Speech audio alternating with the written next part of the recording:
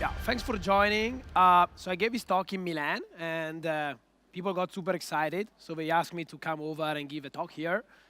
This is more into like security, so it's not about like development. So I'm not sure how many of you guys work in the security domain. So can you please raise your hands if you work in the security domain, like security engineer or develop secure code? All right, so like 30% of you. So for the others, I will try to be not too technical, so that you can also understand if you are not into security. So this is a kind of, we will do a journey of what I consider the dark side of the web. Some people refer to it as the dark web. Some other refer to it as the deep web. So they are pretty much similar concepts. So we just refer to it as dark web. Right, so when you think about dark web, usually you think about Tor. So most of you guys, I guess, know Tor. Tor is probably one of the most used dark web in the wild. So all the domains that terminate with .onion basically are Tor domain. So Tor is a network that has been introduced something like 15 years ago with the goal of grant anonymity in the communication. What does it mean? It means that if I'm a user in the Tor network, I'm completely anonymized by the network, which means I can surf the internet, so I mean the internet in the Tor network, without the concept of IP address. So basically, I can surf and my privacy is granted. So it's been developed this network for, as I said, grant anonymity between users, so that user can communicate without someone spying on them, like for example the NSA, so you can basically talk freely with your friends, talk freely with other people in a completely anonymized way. On the other way around, if you offer a service in the Tor network, for example, a web server, where you want to sell something or you want to host content, whatever, like movies or MP3 and so on and so forth, your server will get anonymized. As a result of that, you can offer any content you want, without having basically a law enforcement agency or an ISP or somebody else looking to try to identify you. So as a result of this, Tor got very much prevalent. And on top of that, there were a bunch of other networks that rise more recently. For example, there is I2P, there is FreeNet. All these networks are very much similar. So they offer basically privacy of their users as well as of the servers, of the people offering services. On top of that, there are also what are called rogue TLDs. So these are TLDs that are not registered with the ICANN. So ICANN is basically the entity where you register for a domain, no? So like domain like .nl for Netherlands, .it for Italy. Those one are officially ICANN TLDs. So here, these rogue TLDs are all the other TLDs that do not that are not registered with ICANN, and some of these do not use DNS. So they use like a kind of peer distributed domain name system, and so are very difficult to be tracked by agency or by governmental sites or by law enforcement. So as a result of that, more and more people start abusing these darknets for their properties of anonymity. So they became basically a perfect platform for cybercriminals. So cybercriminals are more and more using this network.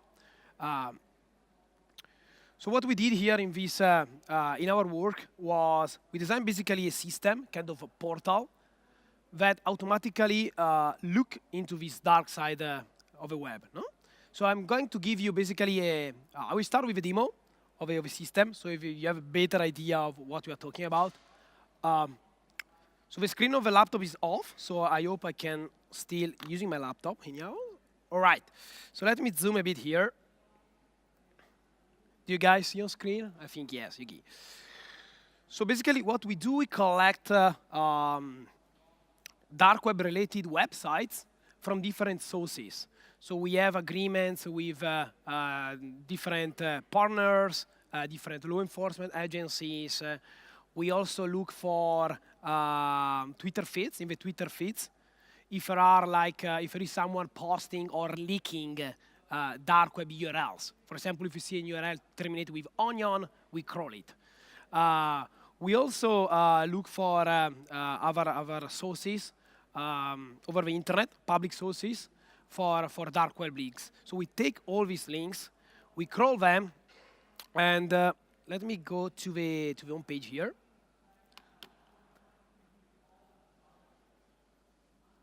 Whoa. All right. So basically, we see all the different websites get indexed by hostname.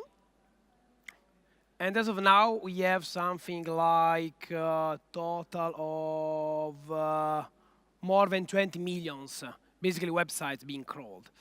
So the system runs on Elasticsearch, which you guys, you are mostly developers, so you know what Elasticsearch is. So you can do basically queries using the natural languages. So for example, on this query, you basically select time frame of 2015, and you ask the system to give you all those pages that have marketplace in the title. Okay, so marketplace are those websites that offer any type of goods, like eBay, for example. No, of course you can look for anything you want. So if after the talk you have questions, or you want me to run a specific query, you can just approach me and we can run the query you want. So you can search through the system. So the system gives you basically all of those sites that correspond to your search. So here you have a total of 270,000 pages in 2015. You have a URL, you have a title, you have a language, and you have one being scout. So if I open, for example, the third one here, which is called Plastic Marketplace. So the system gives me basically the metadata for the HTTP header, as well as a screenshot of a page. So this is, for example, a marketplace that sells counterfeit or stolen credit card. That's why it's called the plastic marketplace, no? All the credit cards are made of plastic. So that's why you have like credit cards for the Netherlands, for Dutch banks, as well as Spanish bank, Italian banks, and so on and so forth. So in the rest of the talk, we will dig a bit into how the system works and what we have found in the dark web. Let me go back here. So let's start by, I'm going to give you a kind of overview of how the system works. So basically we have a crawler. So we have part of the system basically index URLs that are related to the dark web. Then we have these URLs goes into a crawler. So the crawler visits the URLs and do different things I'm going to tell you later on. And the way in which we access basically the dark web is through basically this system. So we have a transparent proxy based on Squid that basically proxy all the requests to the dark web. So we support different type of darknets. So we support Tor, of course.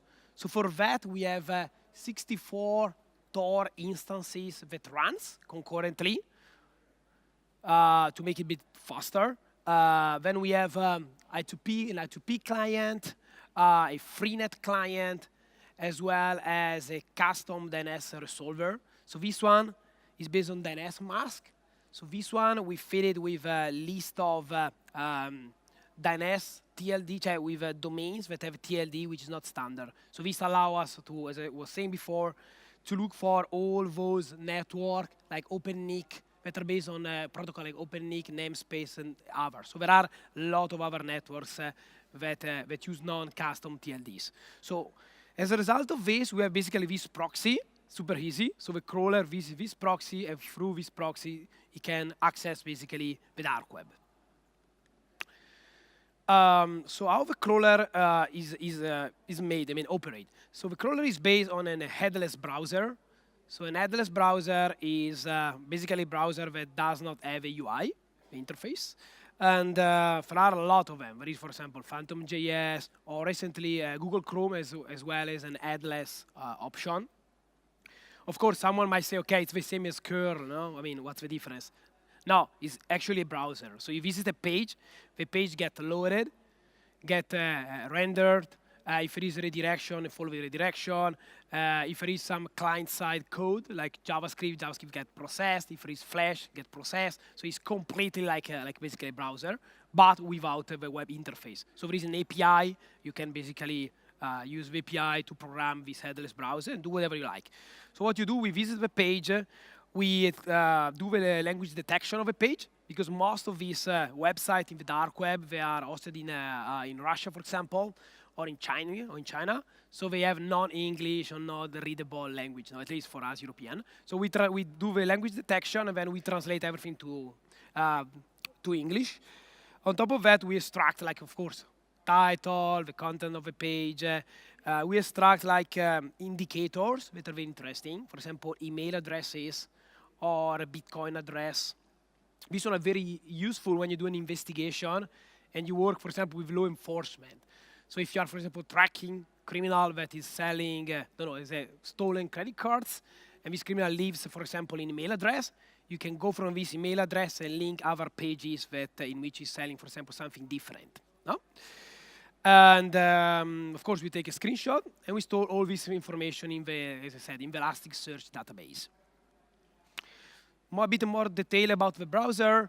So we use the Scrappy library of Python that has multiprocessing capabilities.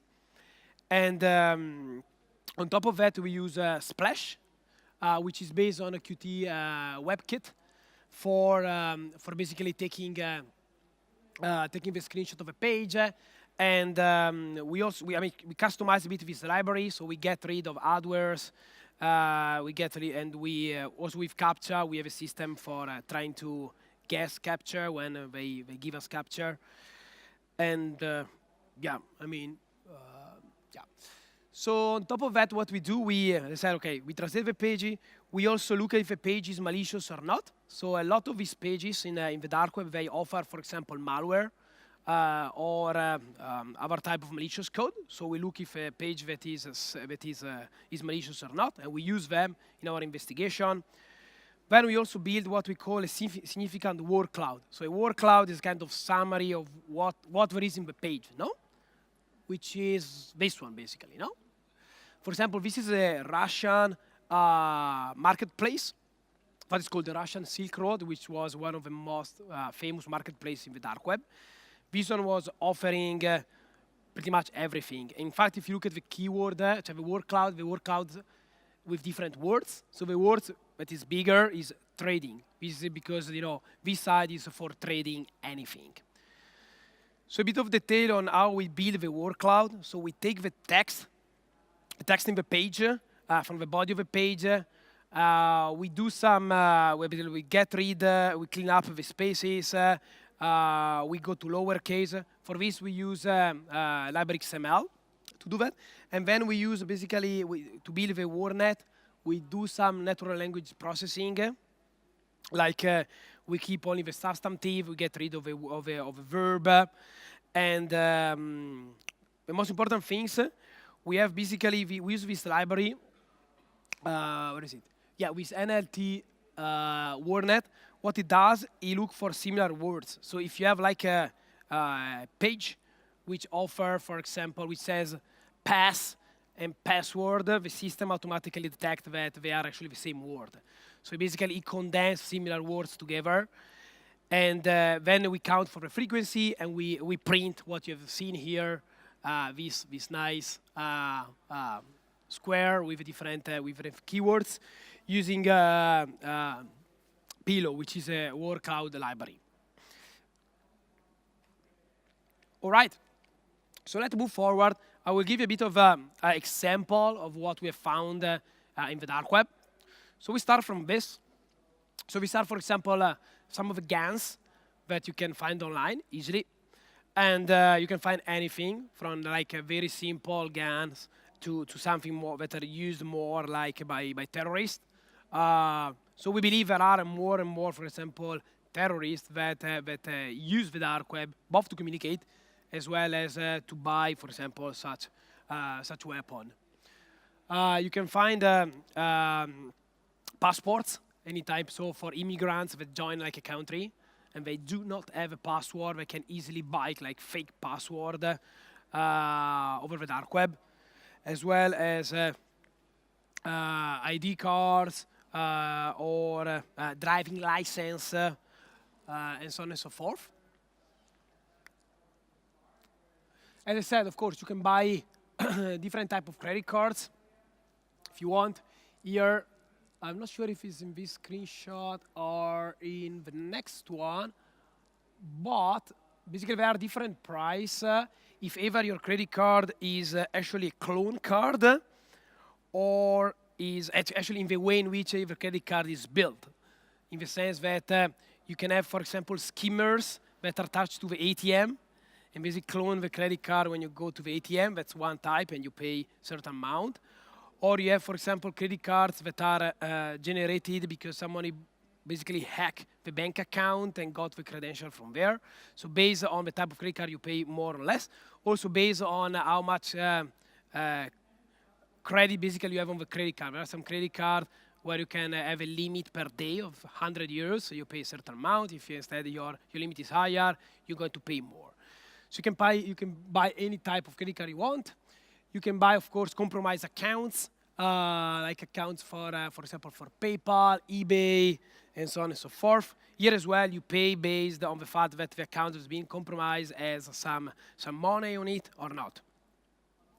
And of course, you might say, okay, well, I'm going to buy a compromised account with, 100 euros on the compromised account. So the question is, okay, well, how can I transfer such money to my bank account? No, because of course you buy the account in the in the dark web, but at a certain point you need to cash out.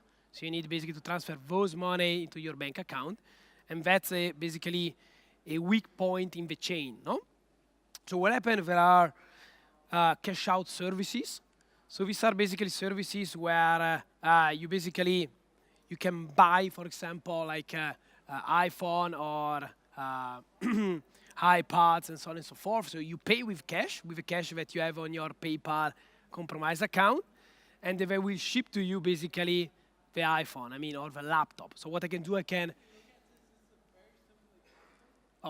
So you can buy, for example, 10 pieces of a Samsung Galaxy S8. You can pay with credit card of Bitcoin. You pay 6,000, and they ship to you basically this Galaxy. And then at that point, you just sell the iPhone in your town physically and get the money back, or you sell it on eBay, whatever you want. So this is basically an escrow services that is used to convert like cash that you buy in the dark web to real goods. So what about cybercriminal? Suppose I'm a cybercriminal and I want to, what kind of services are offered to cybercriminals? So one which is very prevalent is bulletproof hosting providers. So basically, these one are providers that are hosted on countries where the legislation is not as strong as in Europe.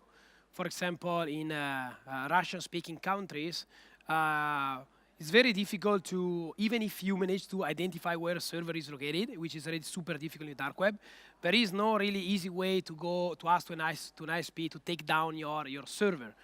So if you are a criminal and you want to host, for example, the server for your command and control server in a botnet, for example, or a server that hosts pedopornography, whatever, you can buy one of these services. So they offer services, a different type of services, and they guarantee you that the server you're going to buy is super difficult to be taken down by law enforcement. All right. So up to this point, you might say, okay, well, so this is what there is in the dark web. So how does this impact organization at the end? So first, we have to say that dark web traffic is very difficult to be detected by traditional IDCs, so intrusion detection system, because it's encrypted. So for example, Tor traffic use onion routing for encryption, so it's very difficult to detect this kind of traffic. As a consequence of that, there are more and more malware using darknets, so the network on which dark web operate, to communicate, as well as for cybercriminal to do like a very, what's called APT, so attacks that are persistent and very targeted. So if you have a criminal that is targeting, for example, a specific bank, most likely this criminal will use the dark web to communicate. So now we look at some of these malware families that are known to use the dark web in some form or another. So we start with ransomware. So ransomware are those family, that family of malware that locks your computer and ask for money to have your computer back. So there are different forms of this ransomware. One of the most famous one is cryptolocker. So cryptolocker encrypts all your file on disk, like Word document, Excel document, and so on, and asks for a password. So of course, the problem for the criminal is how they make you pay. No? So how they make you to pay without being basically found by the law, by the authorities. No? So for that, what they do, they host the payment page in the dark web. So what they do, they generate basically a user code and the passcode when you get infected. And then they use this password basically for authenticate yourself to the payment page. So you get basically, so the malware drop a file on your desktop. The file contains a URL, you visit the URL, and you end up basically on this page that tell you, okay, you know what, you have to pay certain amount of, for example, in this case, a Bitcoin, 1.9 Bitcoin, within certain time, like 2 days, to get your files back. So when you pay, basically, the malware decrypt your file back and give you back your files. All this system is hosted in Tor. No? This is made, again, to make more resilient to possible track down by law enforcement agencies. And another interesting point is that they use like cryptocurrency. So very much transitions, monetary exchange in the dark web, they are done with cryptocurrencies, which could be like Bitcoin, Monero, or a bunch of other. This one, again, to make it more difficult to track basically the payments. Another family of malware that heavily use the dark web in communicating is the family is the cryptolocker, so the keylogger family. So this is a type of malware that logs anything you do on your computer. Like if you are, for example, log into your user bank, so your bank account, log into Facebook, doing a payment, they log everything, no? And here, for example, we can see a malware that use actually two .onion URLs. You can see here. So these are two command and control servers that were used to host all the data that was stolen from the infected machines. So here are two parameters that the malware use in their push. So when it send data to my command and control server, if I recall correctly, basically you have the green one, this one, so the black one are the number of new infection per day. So every time you get infected, the malware basically communicates with the command and control server saying, okay, well, I infect a new machine in this network in the Netherlands, no? While the green is actually the data that is sent to my command and control server via Tor. All right, so let's move a bit forward now to the talk. I'm going to talk about a second part of research that we did after the first one. So in the second part of research, our goal was to study whether there are some attacks ongoing in the dark web, right? So you all know that on the surface web, there are attacks. So there are, for example, people defacing websites to change the home page, or there are criminals that compromise web server to stall anything, like their database, for example. So what about the dark web? Are there actually criminals that attacks services offered in the dark web? So to do that, what we do, we basically put a honeypot in the dark web. So I'm not sure how many of you guys know what's a honeypot, but it's basically a system that is designed and made for being attacked by criminals. So it's kind of it's a trap, right? So we put this trap in the dark web, we basically look voluntarily for bad guys coming and compromise our trap, our honeypot. So overall, we simulate a cybercriminal installation in the dark web. So the way in which we did it was to have like, so we had, I guess, 4 different honeypots offering 4 different services, and those were running in a virtual environment. So what happened on a daily basis, we get compromised, and we monitor this virtual environment, and in the evening time, what we do, we basically do a copy. So we did a copy of the virtual environment, and we restore the clean version. So we had to do it every night, because what happened often is that someone compromised us, then someone else come and see that the machine was already compromised by somebody else, so we're leaving. So basically, we restore the machine every day. And we had 4 different type of honeypots we are offering. So the first was a black market, in which we are offering, for example, guns, or we're offering drugs, passport, a bunch of fake things that criminals were looking for. Then we had an hosting provider where we were offering like bulletproof hosting services or fully anonymized email accounts. Then we have an underground forum, which was this one, in which we pretended to be a very VIP forum, saying, okay, we are an underground group, we are super cool, and if you want to join us, just drop an email. So actually we had people that were writing to us, and they were basically asking to join the forum. And some of them were actually saying, hey, I'm kind of new in Tor, but I've been doing like forum carding, which is basically like exchange things in the ground forum, hacking and so on. So I'm not a script kid, So he was actually, was basically introducing himself like, I know what I'm a bad guy. I know what I'm doing. Can I be part of your VIP forum?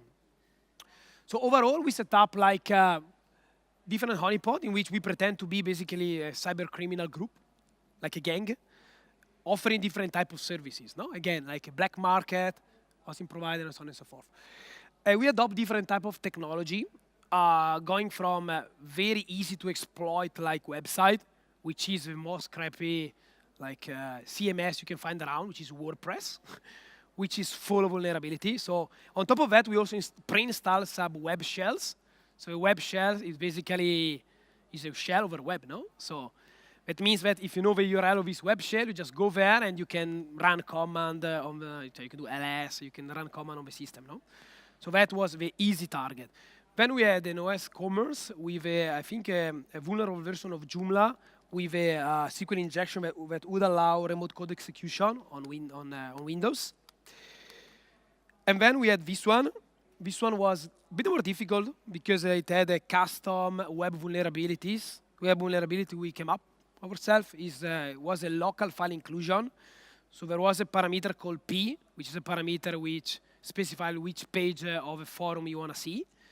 So this one was vulnerable to this LFI, which basically allow a criminal to upload a page using PHP filter.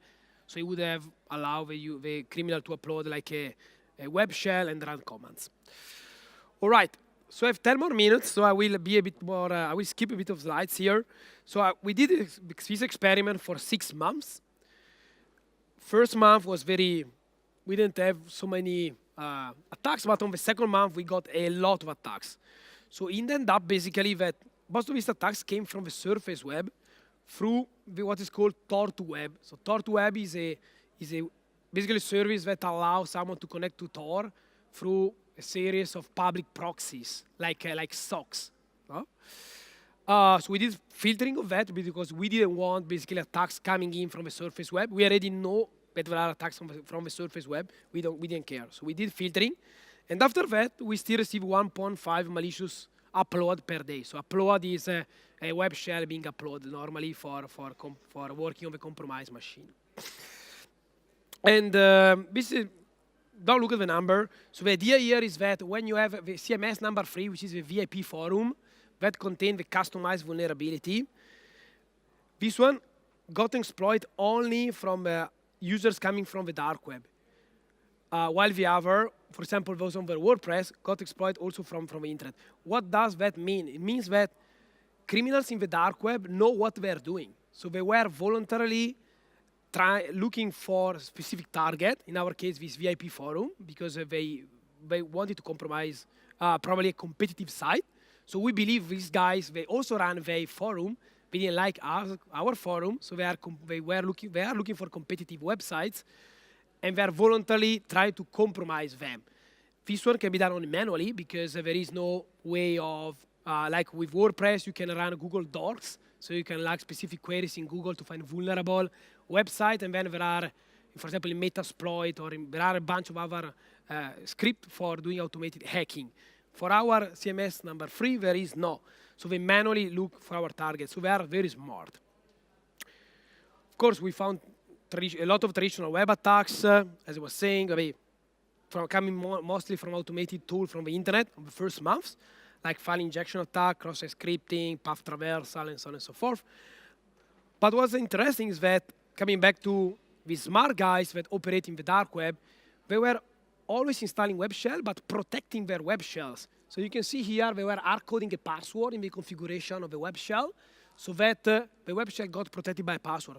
So they really they really know that if you install a web shell, somebody else might come and use it. So they were protecting their web shell. So they were, as I said, like making sure no other bad guy was actually using their compromised machine.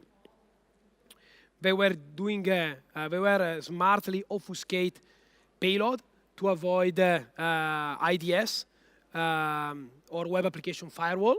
So they were both obfuscating every single variables or function, or they were also obfuscating the whole payload using base64 and then using eval, which is a common technique basically to deobfuscate the runtime and execute the code.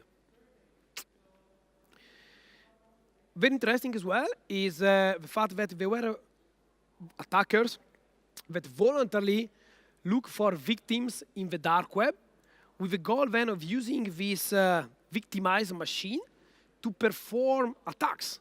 For example, this guy was installing a SQL injection scanner, which is basically a scanner that scans for IPs, so over the internet, for vulnerable machine. So he was using the dark web for doing that, because if you do it from the dark web, you are fully anonymized. All right? So it's actually a technique that you use to anonymize your attacks. So we had a lot of attackers that voluntarily look for victims in the dark web to perform the next attack. No? For example, this guy, this one as well, he was installing a web panel to generate automatically spare phishing campaign. Phishing campaign, sorry. This one in particular, as you can see from this is a log of web security, which is a module we installed on Apache in our honeypot. You can see here, there is blah, blah, blah here. He was faking basically PayPal, service at PayPal, blah, blah.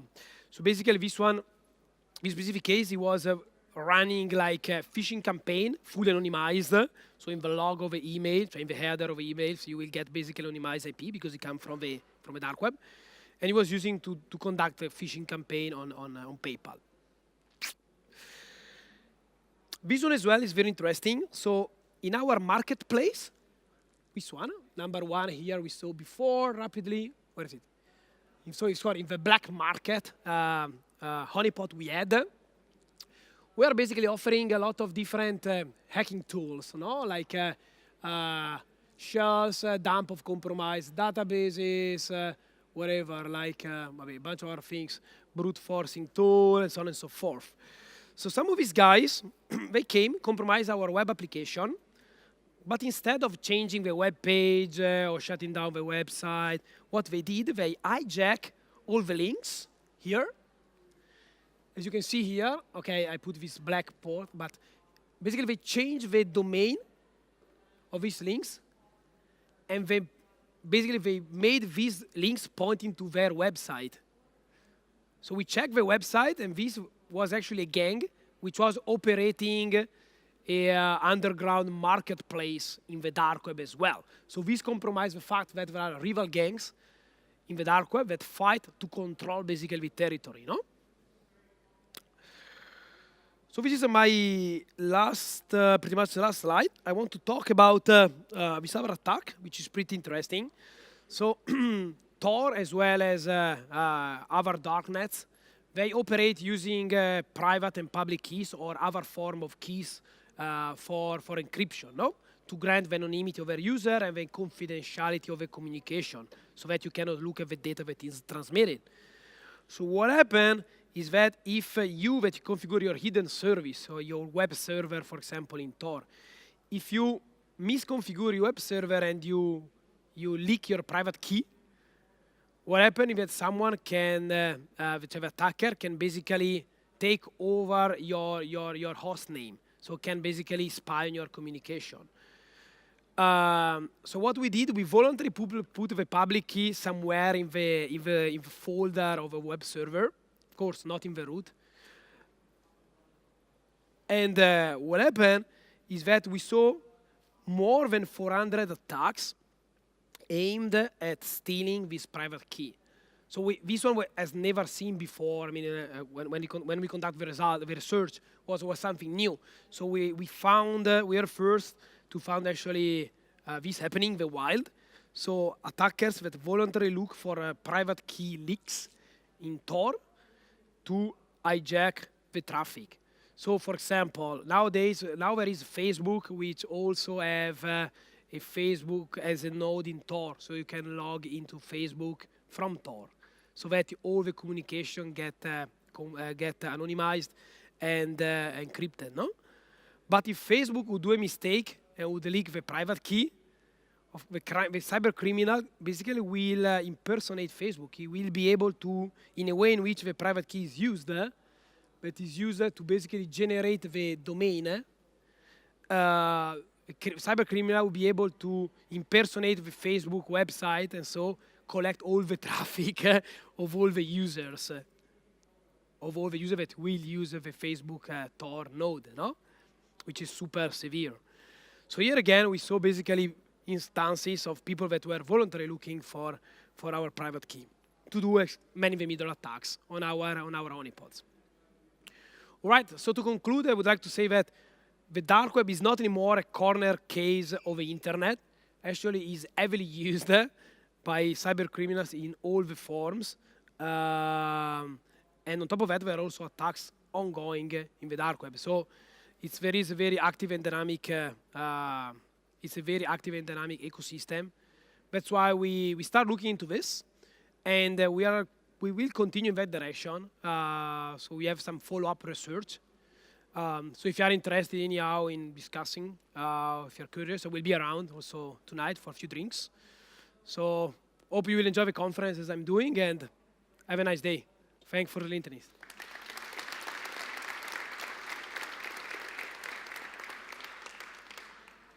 All right. Do we have any time for question? I'm not sure. Is it late?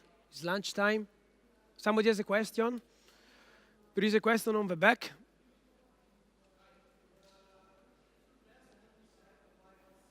I cannot hear you. It's impossible.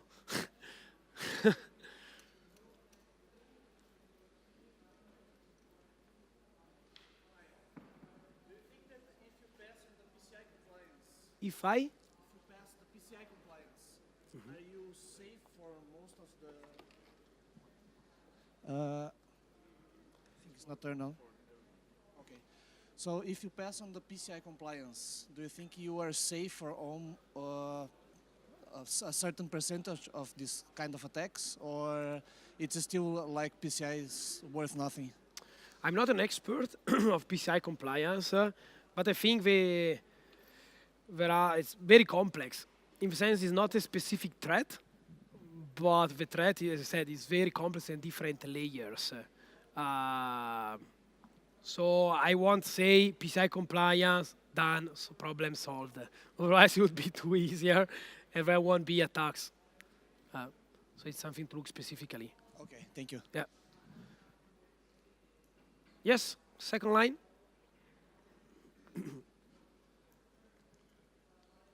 Maybe I can. Maybe it's a stupid. Let me see if it works. Yeah. This one. Maybe it's a stupid question, but somehow to access the dark web, Yes. you need to come from the public, the legal web, no? Yes. So There are two isn't- ways to access the dark web. One is from the surface web using these Tor-to-web services. So these are like some guys that offer these services for free. So if you have an address like my name is Marco, marco.onion, what you can do Marco from the normal internet. No? You do marco.tor2web.org. So your request goes to the Tor2web guys. They will proxy down to the surface web, get the results back to you. But this is not anonymized. The communication between you and Tor2web is on the internet, so it's clear. That's one way. The other way, you install the Tor client or the I2P client or a FreeNet client, the client of a network you want to access on your computer, and you use that to connect. But my question is it not for investigation? Isn't it possible to track those IPs? Because I see. I need to come from a public's No, provider, basically, no? the way in which it works, this network is a peer-to-peer network. So there is the entry node, which is the node you connect to get into the network. But then at that point, the message got routed randomly between all, not randomly, but using a specific algorithm across all the different nodes. And between the communication, basically each hop uses a different key. So basically, you know that how it gets in, but you don't know how it gets out. So basically, you get, yeah. So There is no way of doing it. It's not possible to No, there is no way of tracking it. No. No. Okay, thanks. Yes. Yes, question in the middle. White shirt. Blondie girl. No. But isn't it possible to... Wait a second. Let me try. All right?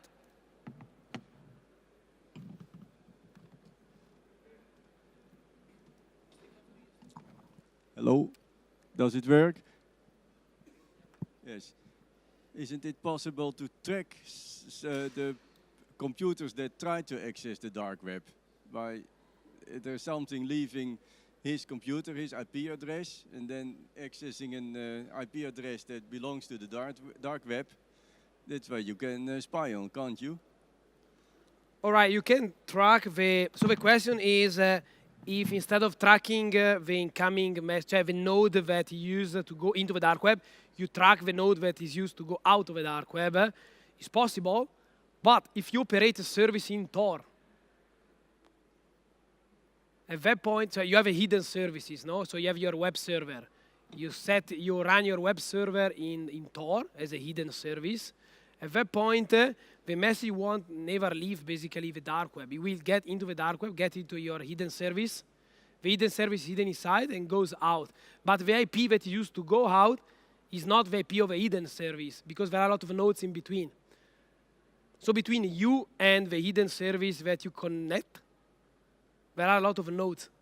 And that one that goes in is not that one of the hidden service and vice versa. No, there is no way. I can show you later more technically how it works, but no. Yes? Let's say I'm running my home server. Yes, as a hidden service in Tor. Yeah, well, that's my question. Would you say it's generally more secure to run it on Tor or off Tor? Secure from which... Just in general, I have a home audio system. It's Volumio. You can access it, or I can open it remotely. I can open it remotely over Tor. What do you say is the best option? Well, the problem with Tor is that it's slow. So if you run your web server in Tor, it's not as practice as running over the surface web. So either you have a very sensitive data that you want to protect, then you can run it in Tor. Otherwise, you just run it in the internet. There are technology for hardening your web server over the internet, yes. So I would say just run it over the internet is easier, yes. Running anything, something in the dark web is interesting if you are, for example, you are WikiLeaks, no? WikiLeaks. So you want to host content which is very sensitive, and you are worried that somebody like the NSA or the FBI might come and say, hey, do you know what? Give me your server. So if you are worried about that, because you are a whistleblower, you want to keep everything free, and then you run it in Tor. At that point, you run in Tor, nobody can come and basically ask for your data. So, I mean, not physically, there is no way for doing it. Yeah. So if you run that service, or if you are hosting, for example, some music, some that is should be free, but you are worried that maybe somebody might come and say, okay, you're hosting MP3. You're saying, okay, it's free license, I can host anything. Yeah, but you risk to get in trouble, for example, in your case. Then you can run it in Tor. In that case, you are free. You just run it and nobody can touch you. So it's like it's a completely anonymized network, and there is a freedom, they have a technical freedom to offer whatever you like without being tracked and without somebody asking for your server. Yes, one more question.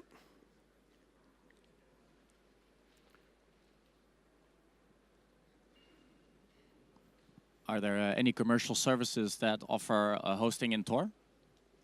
Yes, there are already companies that are offering things in Tor. I saw some of them, yes, anything. You can find also the internet. Also legal ones? Also legal ones? Or? Yes, also legal one. Yes. Also Facebook, for example, is offering a platform in Tor. There are more and more of this because if you offer a service, also a legal service, but you want to give your users the proper anonymity. Yeah, exactly. Also, if you suppose you are a bank, right? Certain point, okay, there is SSL and so on, but certain point, if someone is in between the communication, when you are doing, they can do like SSL stripping if a certificate is not valid, so they can read the communication. Instead, if you are in Tor, basically everything you protect your user also from eyedropping, no? Yeah, the virtual Cayman Islands. Yeah. Exactly. So that's why it's been designed. So actually, the system has been designed with that goal, no? To both grant anonymity of users so they communicate freely, and also privacy from the bad guys, no? But the problem is that the technology has been used now more and more is used by the bad guy itself. Yeah. Thanks. Yes. There is a question on back of you. Sorry to keep you here. So for those that want to go and have lunch, I can leave them in. Yes. So as far as I understand, that the Tor network consists of nodes, right? The Tor network is consists of nodes. It's made of nodes. Yes. Yeah, made of nodes. So I saw it one time in the Mr. Robot, something called about exit node and the danger of the exit node. If you can explain that. Yeah, it's similar question to what we were saying before. So there is an entry node and exit node. These are nodes that have both IP address, public on the internet, and the onion address. Those are the only nodes that can be tracked. All the other nodes inside the network, they have IP address, but it's not used. Basically, they communicate using this Tor Tor address. And yeah, I mean, what's the question? I mean,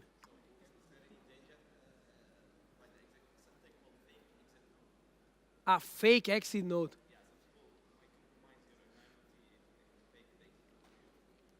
All right. So what you can? Yes. Okay. The question is because you can ask to be like an exit node. So usually what happens is that when you start basically with Tor, you become part of a network, like when you use BitTorrent, no? So you both get content and also route content, no? So you become part of a Tor network when you install a Tor client. The next step is if you run this Tor node for example, a month, you get like a super node. So like a node that is often available on the network. It has higher responsibility. On top of that, there are the exit nodes. So if you want to become an exit node or an entry node, you have to generate a special request to the network. At that point, there are people vouching for you, making sure you're not fake. Yes? Sorry? Okay, yes. All right, thanks a lot. Thanks for listening, guys. Have a nice conference. Ja.